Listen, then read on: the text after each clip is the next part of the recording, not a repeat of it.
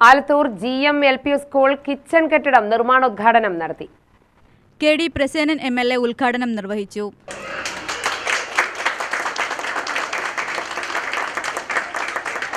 അനുബന്ധ സൗകര്യങ്ങൾ ഇതിനിടയിൽ പലതും നമ്മൾ കൂട്ടായി ചർച്ച നടത്തി ഇവിടെ എത്തിക്കാൻ കഴിയും. ആലത്തൂർ അസംബ്ലി മണ്ഡലത്തിലെ എല്ലാ വിദ്യാലയങ്ങൾക്കും ലാപ്ടോപ്പുകൾ, ഡിജിറ്റൽ ഡിവൈസുകൾ കൊടുക്കുമ്പോൾ അത് ഈ വിദ്യാലയത്തിനും എത്തിച്ചിരുന്നു.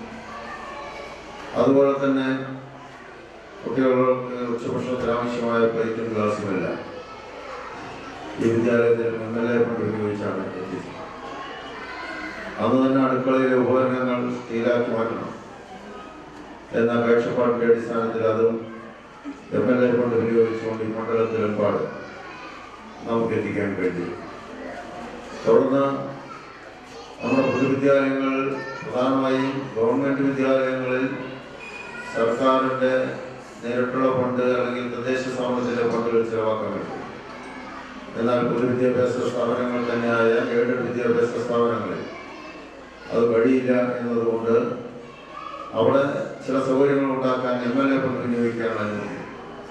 പഞ്ചായത്ത് പ്രസിഡന്റ് ഹരിത സുഭാഷ് അധ്യക്ഷത വഹിച്ചു. അസിസ്റ്റന്റ് എഞ്ചിനീയർ സുനിൽകുമാർ പദ്ധതി വിശദീകരണം നടത്തി.